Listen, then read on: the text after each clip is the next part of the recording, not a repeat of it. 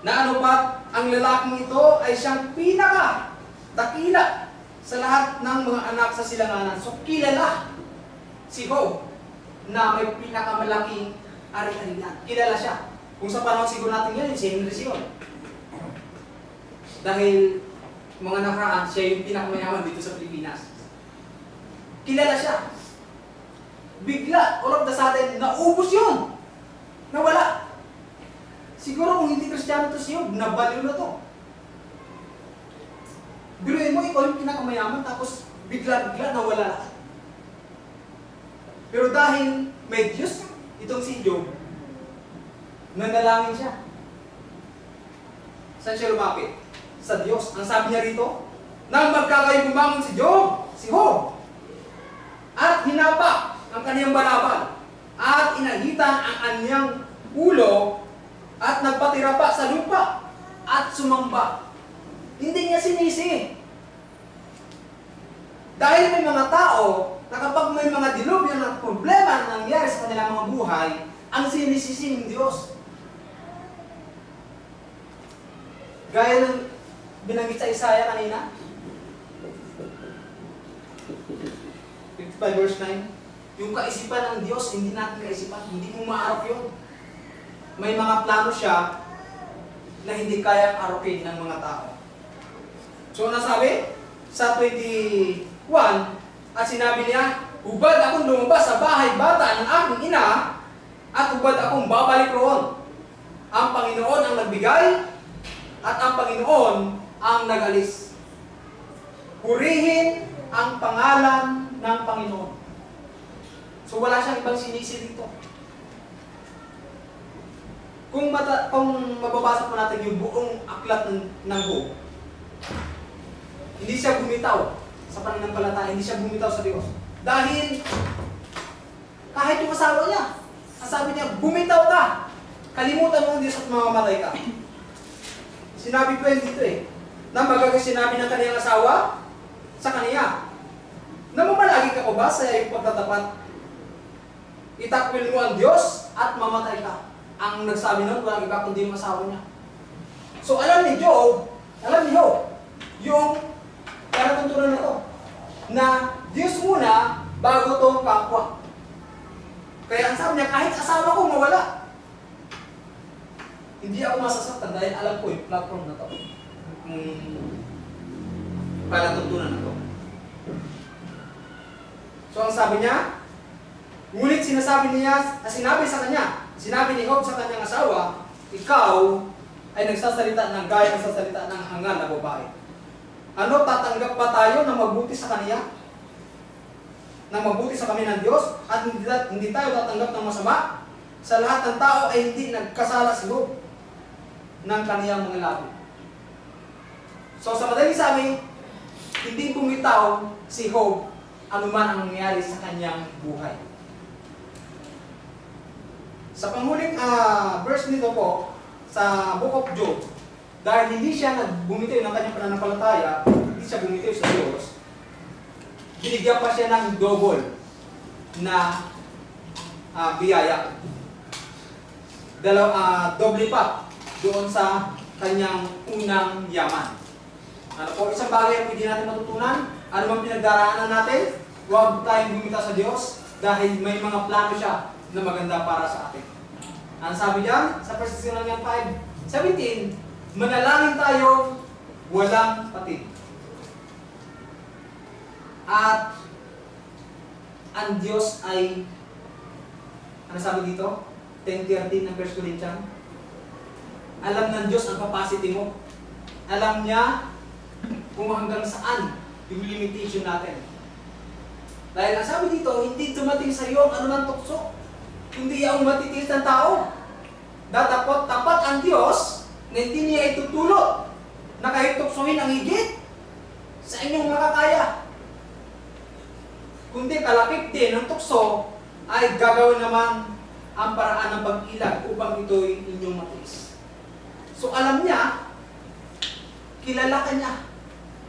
Yung binanggit ko po nung nakaraan na sa Matthew chapter 20 na yung kahit yung hibla ng buhok ng ating ulo ay bilang niya na. So alam niya kung ano pinagdaraanan mo sa buhay mo. Hindi siya bingi sa mga hinahin natin. Hindi siya bulag sa pinagdaraanan natin.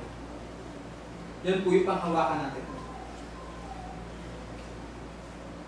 1 Thessalonians 5:14. Ang sabi po ay ganito. At aming ipinamamanig sa inyo, mga kapatid, na inyong paalalahanan ang mga manggugulo, palakasin ang mga mahihinang loob. So meron po talagang nangihina.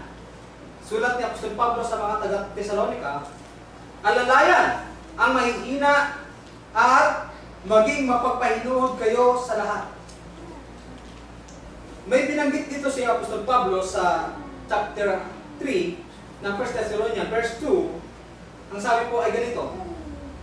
At aming sinugo si Timoteo na aming kapatid at ministro ng Diyos sa Ebanghelyo ni Kristo upang kayo'y kaniyang patibayin at alimin. So sinabi niya sa mga taga-Thessalonica, patibayin, alimin, tungkol sa inyong pananampalataya. So, yung binabanggit sa 5:14 ng Thessalonian, kasama ito sa gagawin ni Timoteo. Sapagkat intusan ni Apostol Pablo si Timoteo na ang sabi niya, patibayin ninyo. Patibayin mo yung mga taga-Thessalonica. Ilan yan sa gawain o sa trabaho ng mga mangaral. Patibayin yung pananampalataya.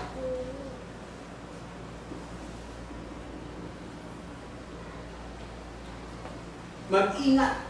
Kaya nga sinabi ng Apostol Pablo, mag-ingat tayo sa ating sarili at sa ating turo. Nasa Hebrew. 1 Timothy chapter 4 verse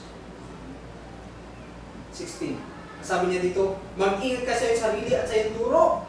Manatili ka sa mga bagay na ito. Alin? Sabi niya kay Timoteo, manatili ka doon sa mga bagay lang na nakasulat. Kaya ang sinabi niya sa 1 Corinthians chapter 4 verse 6, do not go beyond what is written. 1 Corinthians 4 verse 6. Huwag kang magsigit sa mga bagay na mga nakasulat. Kung ano yung nakasulat, yun lamang po yung ating basahin. At yan po yung aming motto nung kami po ay nag-aaral dito po sa church, ay sa lokal ng Imos. Ang sabi po sa 4:6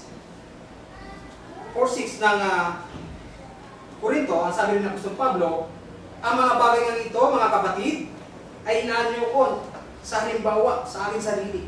At kay Apolos dahil sa inyo. Upang sa amin ay mga tuto kayo na huwag magsigit sa mga bagay na nakasusulat.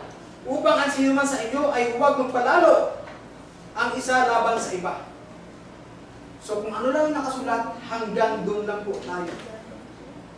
Yan yung trabaho ni Timoteo na paalalahanan yung mga magugulo, paalalahanan yung mahihinang loob, alalayan yung mahihina, mapagpahinuhod. Ano sabi niya? Sa 3 ng 1 Thessalonians?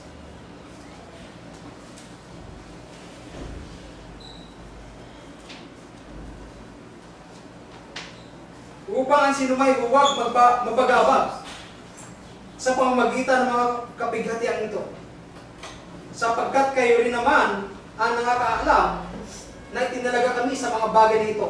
So itinalaga si Timoteo sa pagpapalakas ng pananampalataya.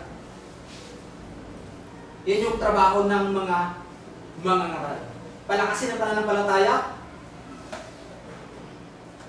mapagpahinuhod, alalayan ng mahihina, at magturo ng sapat ng tama na nakalagay sa banal na kasulatan.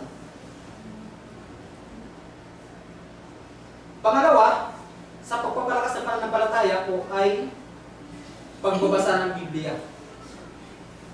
Nakalagay ba yan? Sino po yung nagbabasa ng Biblia? Nakalagay po dito araw-araw. Acts 17:11.